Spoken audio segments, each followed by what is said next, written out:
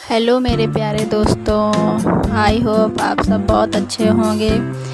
तो आपने मेरी 2 वीडियोस देखी होंगी, उनमें आप लोगों को अगर अच्छा लगा हो तो प्लीज़ लाइक करिएगा, मेरे वीडियो को सब्सक्राइब कर लीजिएगा, क्योंकि मैं यहाँ पर आप लोगों को इस चैनल में क्लास 6 की मैथ्स की वीडियो बनाकर अपलोड करती हूँ, जिससे कि आप लोगों को बेनिफिट हो, उससे आप लोग कुछ सीख पाएँ।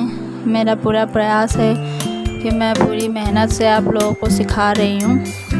उसके आगे हम लोग आज एक्सरसाइज 1.2 पढ़ेंगे। एक्सरसाइज 1.2 में आप लोगों को फर्स्ट क्वेश्चन दिया हुआ है, किसी स्कूल में 4 दिन के लिए एक पुस्तक प्रदर्शनी आयोजित की गई। पहले, दूसरे, तीसरे और अंतिम दिन खिड़की पर क्रमशः 1094, 1812, 2050, 2751 टिकट बेचे गए। इन 4 दिनों में बेचे गए टिकटों की कुल संख्या ज्ञात कीजिए। अगर इसी को हम इंग्लिश में ही समझें तो क्या है, कोई स्कूल था, उसमें 4 डेज़ के लिए कोई भी एग्ज़िबिशन लगा था, मतलब बुक्स की एग्ज़िबिशन लगी थी।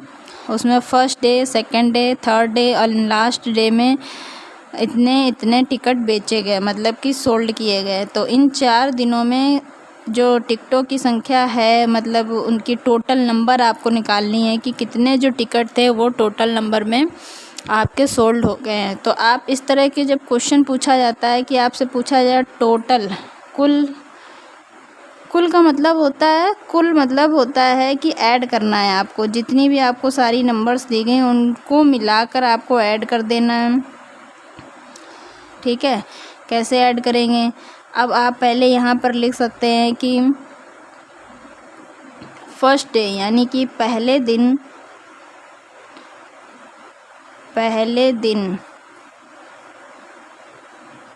दिन आपकी जो प्रदर्शनी आयोजित की गई थी उसमें कितने टिकट लिए खरीदे गए थे, बेचे गए, मतलब 1094, 1812, 2050 और 2751।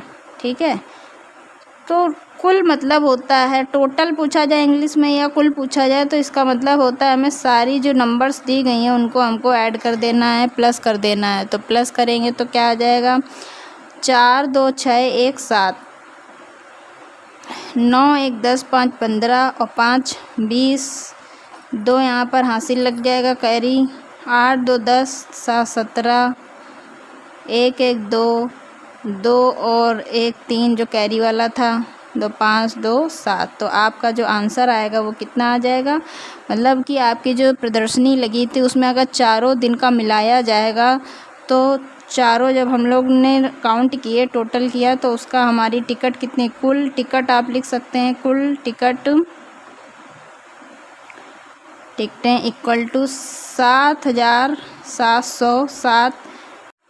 नेक्स्ट क्वेश्चन आप लोगों का फ्रेंड्स क्या है, देखिए। शेखर एक प्रसिद्ध क्रिकेट खिलाड़ी है, यानी कि क्रिकेट का मतलब होता है क्रिकेट जो बच्चे खेलते हैं, प्लेयर है। वह टेस्ट मैचों में अब तक 6,980, कल मैंने आपको पढ़ना सिखाया था, यहाँ पर कैसे इसको पढ़ेंगे नंबर को, इकाई, दहाई, सैकड़ा, हज़ार, 6,980 रन बना चुका है। वह 10,000 रन पूरे करना चाहता है, उसे कितने और रनों की आवश्यकता है?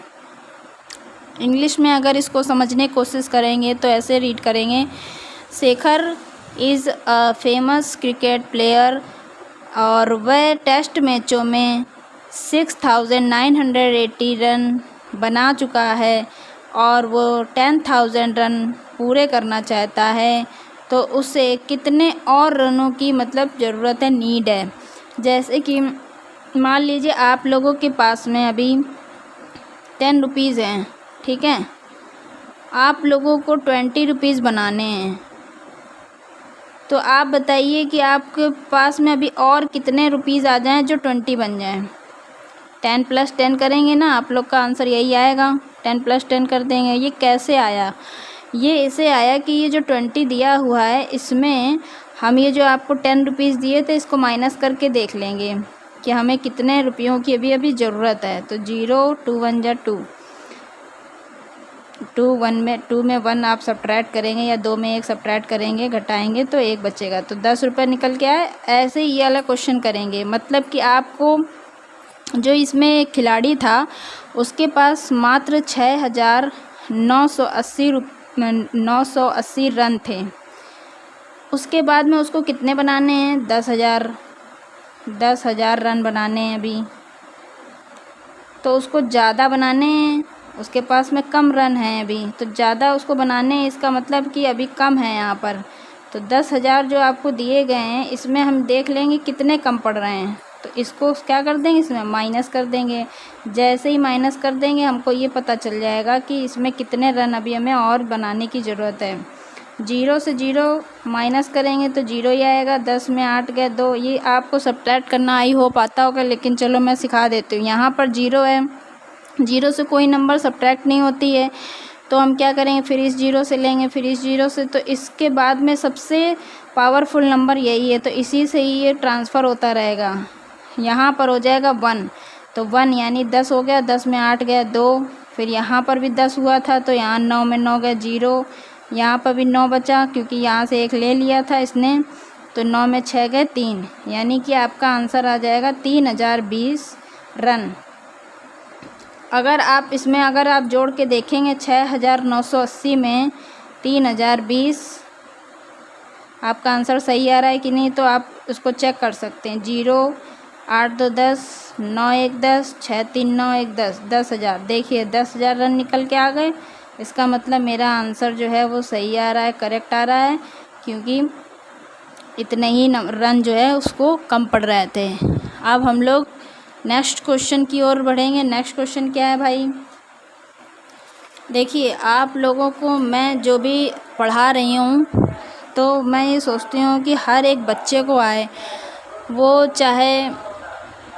नेक्स्ट क्वेश्चन आपका 3rd नंबर है, एक चुनाव में सफल प्रत्याशी ने, अब इसको कैसे पढ़ेंगे, इकाई दहाई सैकड़ा हज़ार 10,000 लाख 5,77,500 मत प्राप्त किए, जबकि उसके निकटतम प्रतिद्वंदी ने 3,48,700 मत प्राप्त किए। सफल प्रत्याशी ने चुनाव कितने मतों से जीता? तो इसका मतलब क्या है, इस क्वेश्चन का मतलब क्या है पहले ये समझेंगे। इंग्लिश में भी अगर आपको समझना है, सफल का मतलब होता है एक सक्सेसफुल प्रत्याशी। कोई भी जैसे चुनाव के लिए कोई खड़ा होता है तो उसको इतने वोट मिले, मत मतलब होता है वोट, इतने वोट मिले, सफल जो था, सक्सेसफुल था, जो जीत गया था मतलब। जबकि उसका जो उसके बगल में एक और प्रतिद्वंदी, उसका कॉम्पिटिटर खड़ा हुआ था, तो उसको इतने ही मत प्राप्त हुए। तो ये पूछा जा रहा है कि जो सफल हो गया है आखिर वो कितने मतों से जीत गया, उसके पास अभी कितने, और ये जो हार गया है इसके पास कितने और मत होते तो ये भी जीत जाता। तो वही काम जो हमने पीछे क्वेश्चन में किया है बिल्कुल सेम यहाँ पर भी वही क्वेश्चन करेंगे, वैसे ही सॉल्व करेंगे इसको। क्या करेंगे, जैसे कि सफल वाले के पास में कितने थे, यहाँ पर आप लिखेंगे सफल प्रत्याशी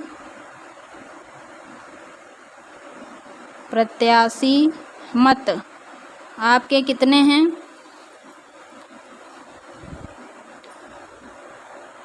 5,77,500। ओके, फिर उसके बाद में जो उसके प्रतिद्वंदी था, जो उसके बगल में एक और लड़ाई कर रहा था, उसी के बगल में मतलब लड़ने का मतलब फाइटिंग नहीं कर रहा था, खड़ा था उसी के साथ चुनाव में, तो उसको कितने मिले, उसको मिले 3,48,700 मत, ये वोट मिले, मत मतलब वोट। पता कर लेंगे हम लोग भाई, कैसे पता करेंगे, हम माइनस करके देख लेंगे कि हमें कितने वोटों से जीत गया है। 0 से 0 सब्ट्रैक्ट करेंगे, 0 से 0 0 ही आएगा। 15, अब यहाँ पे 5 से 7 नहीं सब्ट्रैक्ट हो सकता, तो इससे हम इसको कैरी दे देंगे, इसको हम मतलब हासिल दे देंगे इसका। तो 15 में 7 गए 8, यहाँ इसके पास 6 बचा, फिर यहाँ से इसे ये लेगा तो इसके पास हो जाएंगे 6 का 16 हो जाएगा। 16 में 8 करेंगे, 16 में 8 घटाएंगे तो 8 फिर आएगा। फिर उसके बाद में यहाँ पे 6 बचा, तो 6 यानी 6 में 4 घटाएंगे 2, और यहाँ पर क्या बचा 4, क्योंकि इससे लिया था आपने, तो 4 में 3 गए। यहाँ पर आपने नहीं लिया इससे, इसके पास में अभी ऑलरेडी है। तो यहाँ 5 में 3 गए 2, ठीक है। तो आंसर आपका मतलब ये आ रहा है कि जो सफल वाला था वो इतने वोटों से जीत गया, 2,28,800। ये बहुत मायने रखती है नंबर, इतने वोट और अगर इसके पास में होते तो ये भी जीत जाता, लेकिन कोई बात नहीं, हार जीत तो चलती रहती है कि नहीं। तो आई होप आपको ये तीनों क्वेश्चन बहुत अच्छे से समझ में आएंगे। इसके आगे और भी क्वेश्चन हैं, उनको हम नेक्स्ट वीडियो में कवर करेंगे, ठीक है। हाँ, और ये आपको और बता दें कि ये मैंने माइनस क्यों किया। जैसे कि मान लीजिए आपके एग्ज़ाम होते हैं, आपके यहाँ टेस्ट होते हैं, आपके टेस्ट में कितने मार्क्स आए।